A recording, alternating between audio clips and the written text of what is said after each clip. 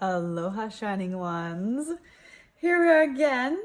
So, I had such a good time making that previous Insta TV for you all, and I got some really amazing questions from that. So, if you haven't watched that one, be sure to go check that out. It's the one that's like 5 back from this one in my feed, or you can just go to my Insta TV and be able to look at all of them.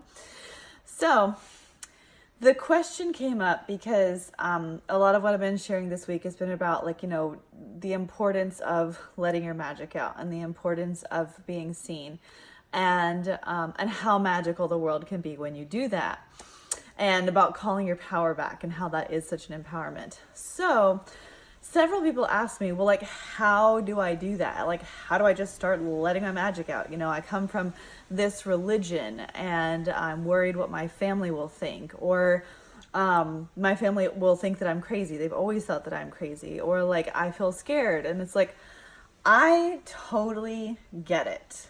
I'm from a small town in Kentucky.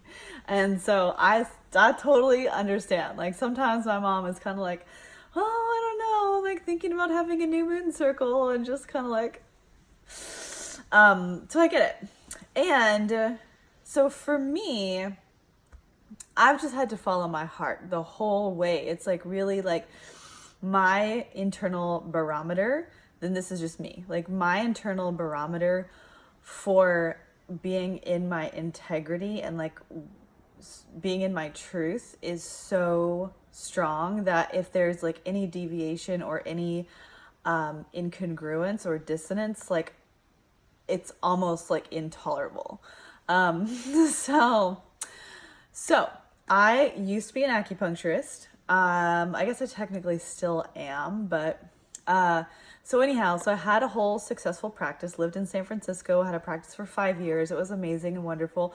Beautiful place, 2 blocks from my house, super feng shui and gorgeous and amazing.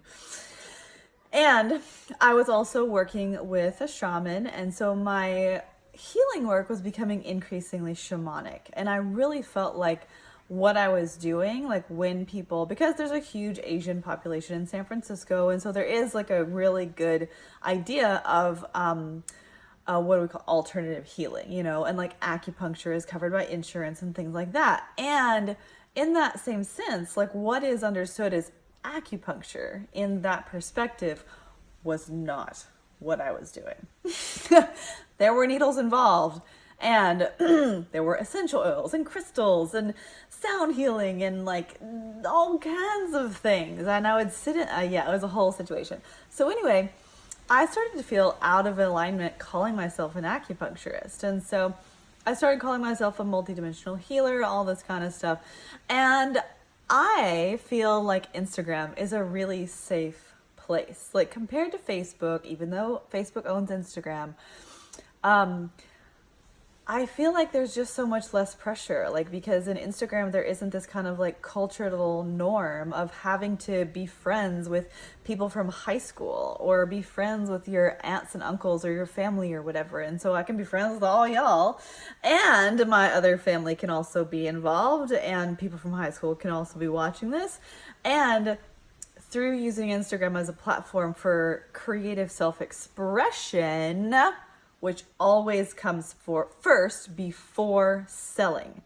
Instagram is your artist studio. It is your creative laboratory for you to explore who you are moment to moment. I have a whole course out there called The Energetics of Instagram. Many of you probably took it, and it's still available. You can still dive in, where I teach about exactly how to use this platform as a place for your own creative expression, as that laboratory. So I'd been sharing.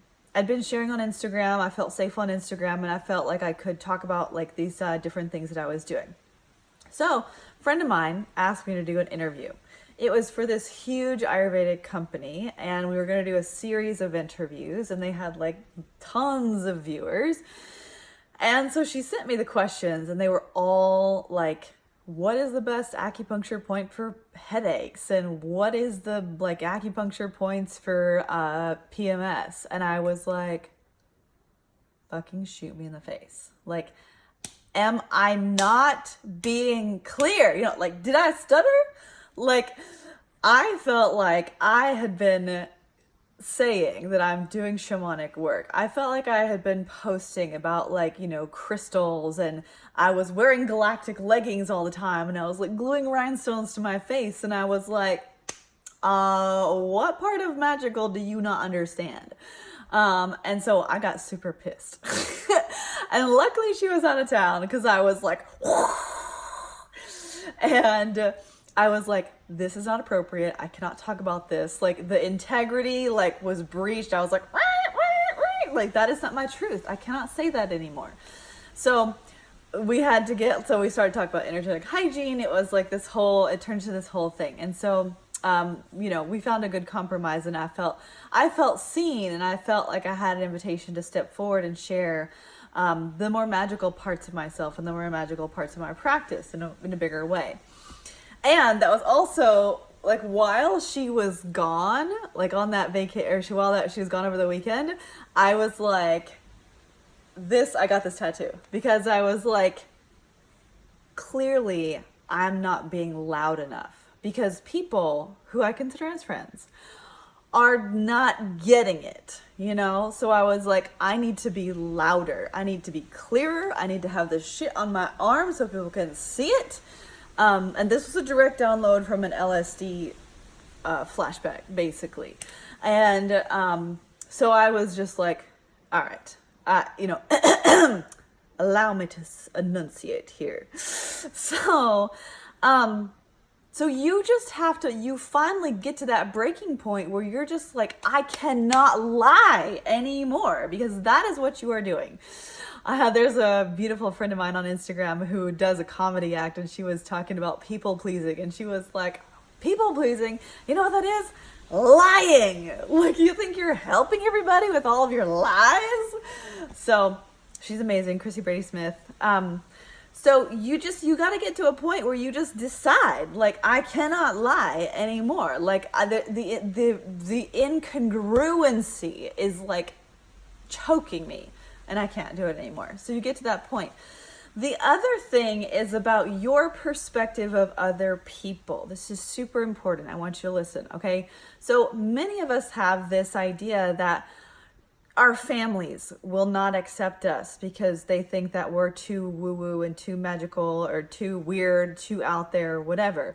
They think that we won't be able to not make a job out of it. We think we'll be poor on the street, like they won't accept us, like all this stuff. You never know when someone has had a life-changing experience. Someone could have just watched something on the internet, and they're like, holy fuck, my life has changed, whole perspective shifted. And that could be your grandfather. That could be your dad. That could be the mean aunt that's always been berating you. So what did I write down here? Your stories of rejection and perceived persecution are perpetuating that reality. So by you expecting them, because they have in the past, to reject you, to chastise you, to dishonor you in any way, you are contributing to that story 50%. You are co-creating that.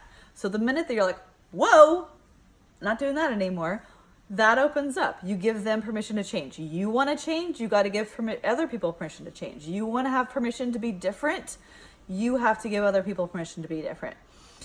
So that's the biggest piece I feel like that I can do in these like 10-minute thing. It's like, you have to allow other people to be different. If you want to be seen as different, and then you just get to that place where you're like, I cannot stomach the incongruency. When you hold yourself back from saying your truth, from being who you are, because you are worried about what other people will think, you literally lose voltage from your solar plexus. Got digestive issues? Might want to look into that. So be in your integrity, share your truth, don't hold it back anymore, and don't perpetuate those old stories with other people. All right, I hope this was helpful. I love you.